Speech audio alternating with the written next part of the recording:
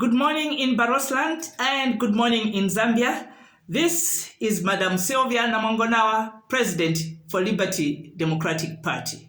Today I'm going to speak on 3 issues responding to the press briefing that President Hakainde Hichilema gave 2 days ago. 3 issues. I totally agree. No hate speech. There's no room for Zambia for hate speech. This is a Christian nation. No hate speech. No tribalism. No tribalism. We know that during the years that have ensued, there have been a lot of intermarriages. So why should tribalism still be entertained? Like he said, like President HH said, how can you hate where you have married from? It's not possible. As I sit here, I have children and grandchildren who are not Lozi. Some are Bemba, some are from Eastern, and some are from Southern. So how can you say, no, there's no room for you here in Eastern Province? It's not possible. We are Lozi, but we have children and grandchildren right there in Eastern Province, and we will come. So no tribalism, that I agree.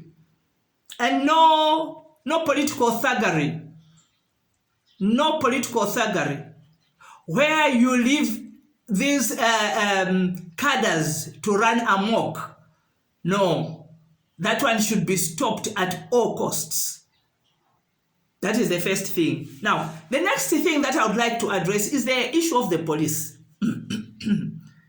You really can't blame the police. You have lambasted the police so much, Mr. President. But you really cannot lambast them like that. It's not their fault.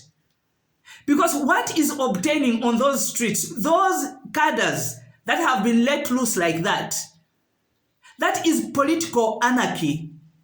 It's not criminal. Police cannot allow a thief to run around like this and they don't pursue. They pursue until they catch him. That they do in broad daylight or at night, they gun them down. But that which we see on the streets, these kids, our children, the cadres just running around and insulting around, that is political anarchy. That is political anarchy, and that rests squarely on you, Mr. President. It rests squarely on you because you are the man that is in charge. You are the one that is in charge. You are the one with the executive powers. You are the one with the government machinery behind you. You are in charge. So to allow those kids to run amok like that, that is political anarchy, and it's no wonder the police just stood and watched. Yes, they stood and watched. Because you know what? Remember where they came from. Where they came from, each time they tried to do the right thing, to correct a situation, or to put law and order in place, what happened to them? They were fired. These are people who have families. These have people who have careers to protect. They still have a long way in their lives. They are young people. So when they are fired, then what? Nobody comes to their rescue. Nobody speaks on their behalf. Nobody fights for them. So what will they do?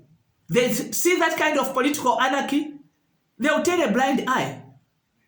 So don't lambast them like that to make them look like they don't know what they are doing. They know exactly what they are doing. But it's because there's been too much political interference in their work to a point where they are threatened and actually even being fired. What do you expect them to do? No. They know what they are doing. When it comes to criminals, because those kids insulting on the street, that is not criminal. That is political anarchy.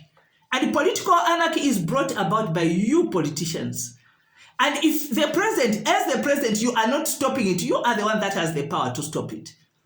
So like you have directed that they must be arrested, they should be arrested.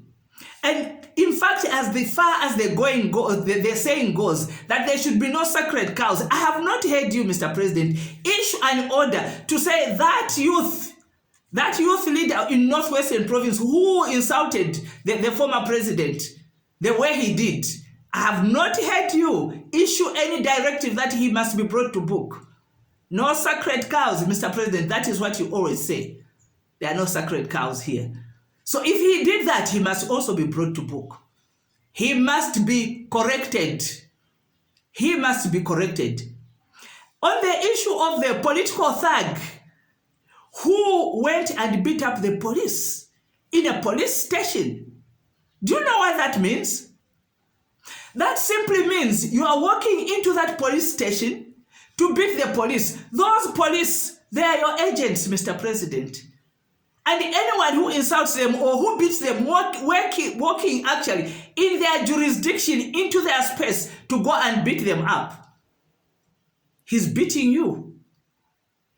That kind of behavior, those characters should not be left to just go scot-free. They should be brought to book. On that one, I agree with you, totally agree with you. In actual fact, it has taken too long. That's why the same character, look at what the same character does. We used to see videos of him when he's driving in Chipata. He drives in like he's a president. He's got a convoy. And the police would just watch. What can they do? If he can walk in a police station and beat them up, what can they do? They would just watch. All those were issues which you should have dealt with, Mr. President, in the first 6 months to bring order in the nation. To bring order in the nation. The same thug, political thug, is the one who urinated in the mouth of a journalist. That cannot be condoned. That cannot be condoned. But because he was left scot-free for so long, look at what he has done. Isn't it just last week that he self-abducts? Because what was that? People are concerned for him, for his life. People turn the whole thing into a political issue. And when he's found, he says, who told you that I was abducted? And that character, those are the kinds of characters that we have in Parliament. Those are the so-called lawmakers. MPs who are issuing hate speeches, so-called lawmakers. They do not have the character, that their character does not live up to the standard of an honorable member who sits in Parliament to make laws for this nation. They don't have that kind of character. They don't. We need to do something about that as well.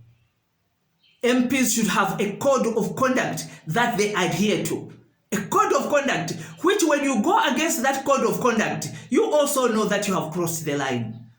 Not what we have started seeing in Parliament these days, where an MP will stand up and will start shouting back at the speaker. Those were unheard of in those days. But why is it happening now? We need order in this nation. We need order in this nation. Mr. President, you are in charge. You are in charge. And we are expecting you to do the right thing, just like you are doing now. For that one, for bringing that thug, that political thug back to book, that and I agree with you, and thank you, sir. Thank you for doing that. The political anarchy must come to an end. No wrongs have ever made a right. And when you say, I cannot allow that because you did not give us chance to revenge, revenge doesn't bring a smile on anybody's face. It just brings more tears and more pain. Somebody had to be the grown-up, the mature one, and you chose to be the mature one. And for that, I clap for you. I clap for you. Because two wrongs have never made a right. Two wrongs have never made a right. But while you are at it, Mr. President, when you say if the police are failing to do their job, then what they are telling you is that in their duty they have failed. Then you bring in the military. Mr. President, don't ever think that way. Don't ever think that way. Military is not something that you play with. To have a military state,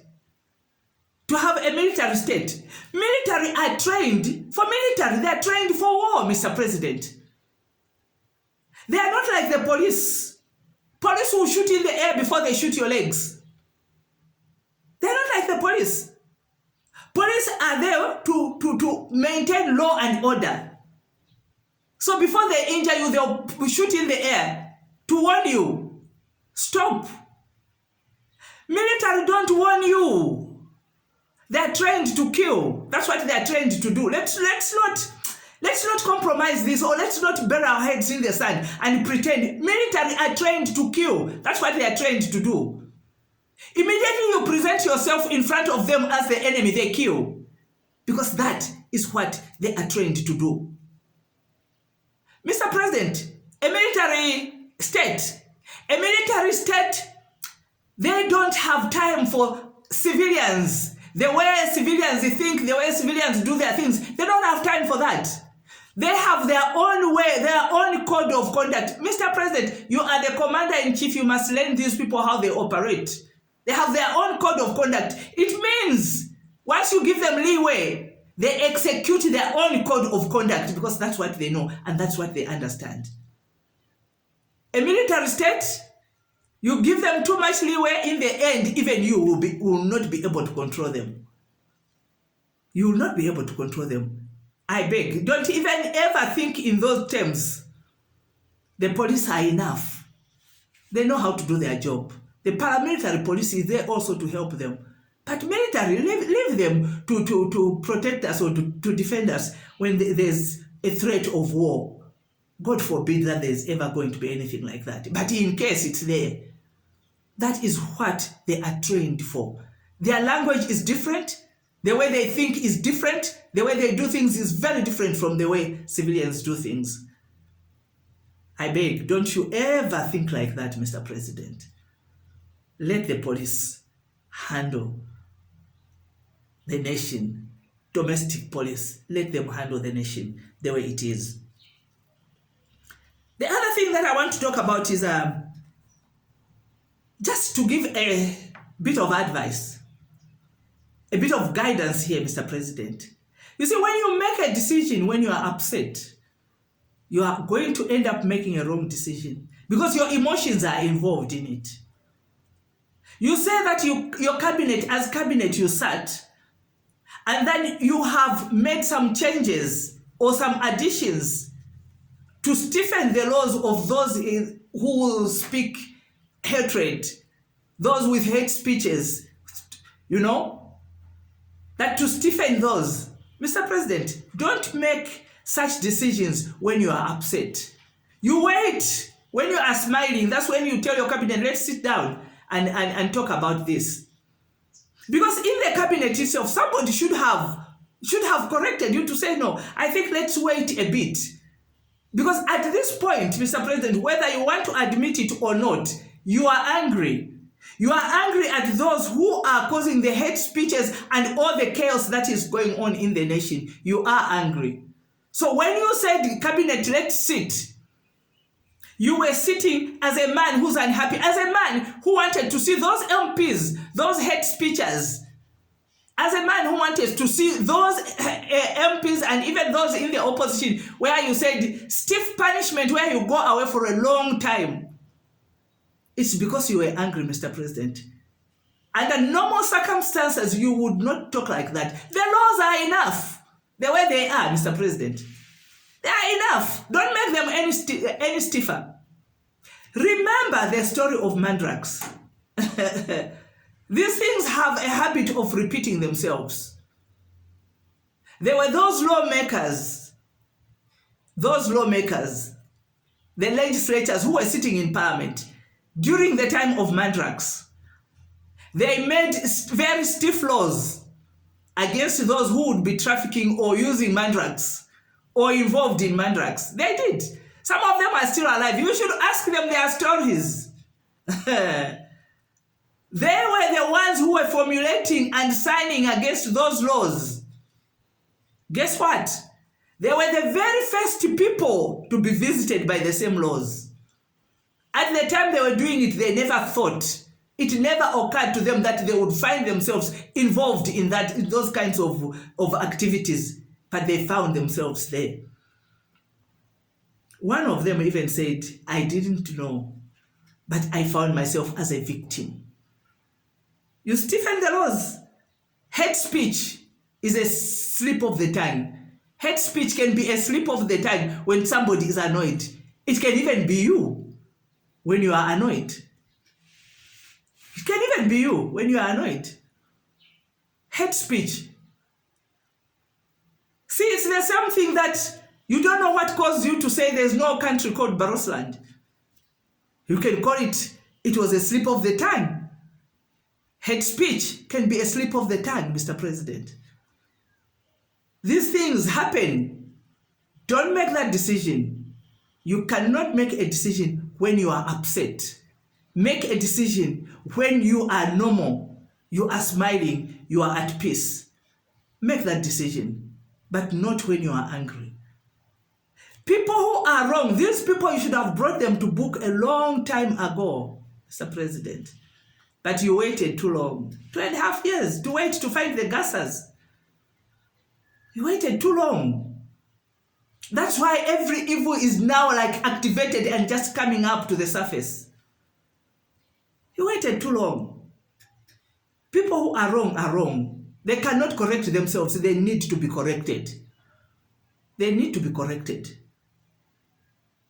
The other statement that you made, according to, referring to this same sitting of the cabinet, you said you have directed or you believe a statement that is like going towards, I am directed the members of parliament to go along with what we have recommended in cabinet, in our cabinet meeting. Mr. President, MPs are independent of your cabinet. Not that what you say in your cabinet should go ahead in parliament and that they should accept it. No. You are not the one that is in charge of the MPs. To sway their decisions, that's wrong. That borders on being a dictator. Because now you want what you dictate in your cabinet meeting, because clearly in your cabinet, nobody was able to correct you. So now you are saying, I hope, or you are referring to like the MPs should also go along with what you have, initiated regarding the hate speech penalties. No, sir, no, that's wrong. And I'm hoping that the MPs, when they look at what you have suggested, they also will sit down and look at it objectively, truthfully, and honestly, as people who are representing the rest of Zambia. Not because of not to be influenced by the statement that you made. No. That statement, no. And so I'm hoping the MPs will be objective. We do not want a military state, Mr. President, I repeat. We do not want a military state. Thank you for listening, and God bless you.